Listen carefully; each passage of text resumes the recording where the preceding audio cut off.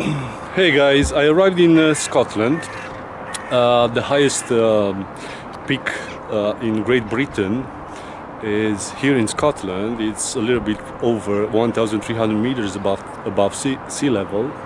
But the first place that I wanted to visit is the Stirling Castle. And I'm standing on top of a acrotiri, as I've learned in Greece, but here they are calling it a crag. It stands quite high above the plain, as you can see. Three sides this castle has this type of position.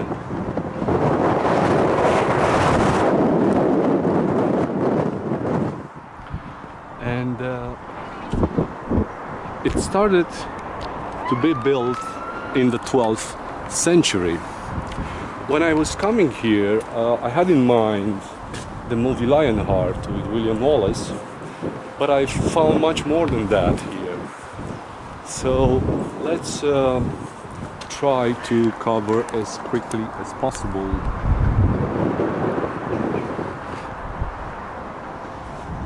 the tour of the castle, because there are lots of things to see. We're gonna head for the inner courtyard.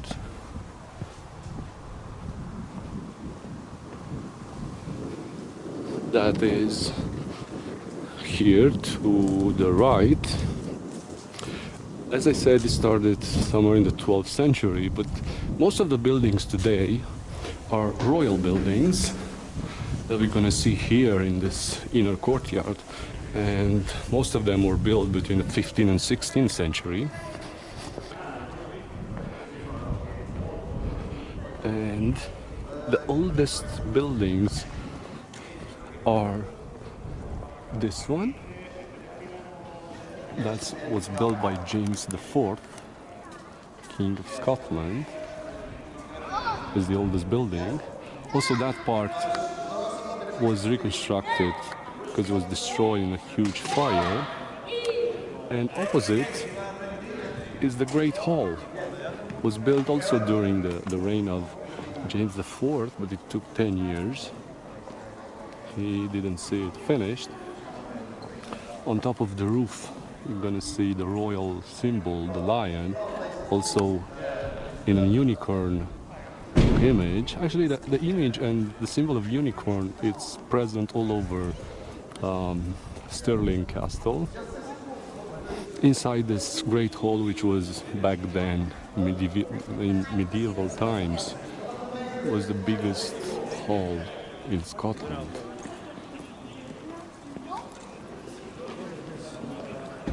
We have also the Royal Chapel here.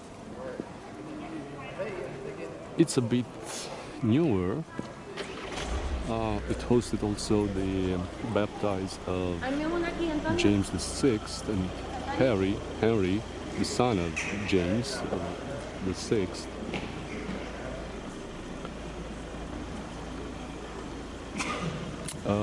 Before this royal chapel were also other two churches in which also Queen Mary, Queen of Scots, was baptized, and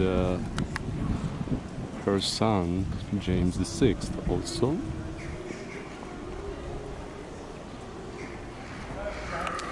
And probably the most impressive building is the palace itself, and that's the palace. It has at least 3 levels. I'm gonna let you go inside when you're gonna visit this castle to discover all the beauties of Scotland. This palace was built by King James V. Well, first of all, I have to mention something. It is James IV who married Henry VIII's sister, Margaret Tudor, and from their marriage, James V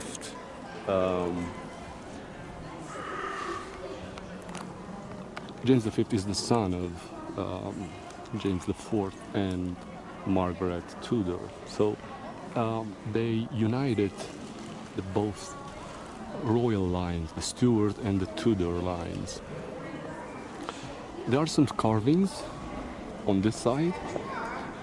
I'm gonna start with the one in the corner. I'm gonna get a little bit closer because here is the sculpture of James V, and why it is believed that it is his sculpture is because over his head you'll see the lion, the symbol of royalty. But it is not the only sculpture. There are more than 250 sculptures all around this palace. The others are gods, goddesses, and we have Neptune. Here, I believe is this one. It symbolizes the prosperity. Then we have Venus, who's symbolizing love. And all those sculptures are actually saying one thing. James V wanted to express to people his right to rule this place in this manner, with abundance, with love and care.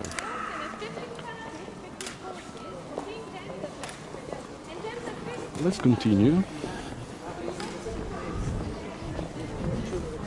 From this inner courtyard, we're gonna go into the second courtyard.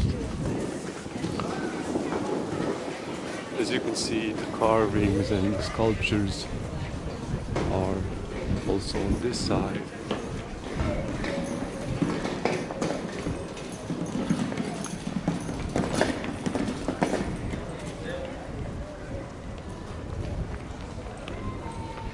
Towards the north, which is the oldest part of this fortress, is obviously the north gate.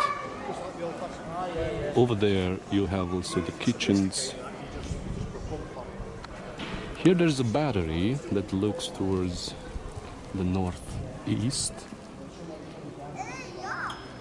and that's the only well that provided water for the entire castle. And the story says that every time the guns were firing, the water from the well was draining, probably because of the vibrations. The cracks opened and they've been left without the water.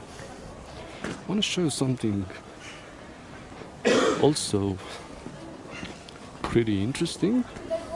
From this place we can see better the River Forth. Passing this River Forth towards the north of Scotland was through a bridge. Today we have a bridge that was built in 1500, still stands. It's over there. And a little bit more in the distance is the National Wallace Monument.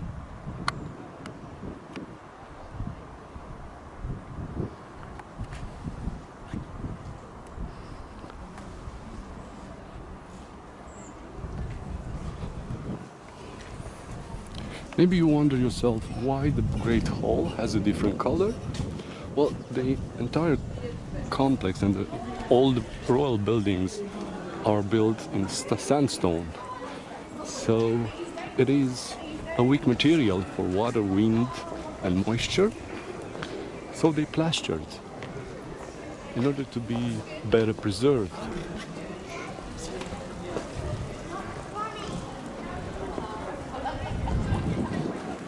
Now we're going in the third courtyard. Towards the right, to the right we have the royal gardens. Here the royalties were strolling. And it is said that here in this castle they found the oldest football ball. It was made by leather and a pig bladder inflated. And it's exhibited in a museum. On the left side, this area where you can see the cannons, it was built by the French. And well, the French were really good friends with the Scots against the English, but by the time the Scots embraced Protestantism as a religion, the friendship broke.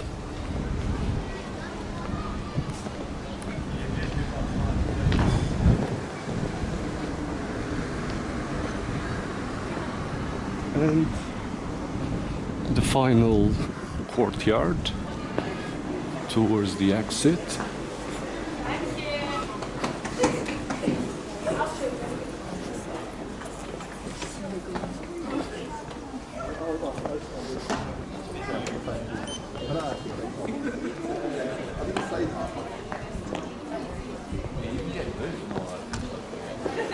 Is a place where royalty was baptized. It's a place where it used to be also a huge garrison. In front of it you can see a dry ditch. That's the side where it's not that steep.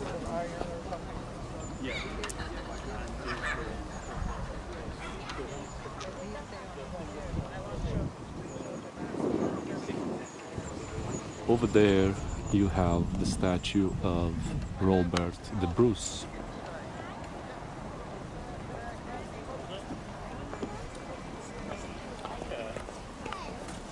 So this is Stirling Castle in Scotland, one of the biggest and best preserved castles in Scotland.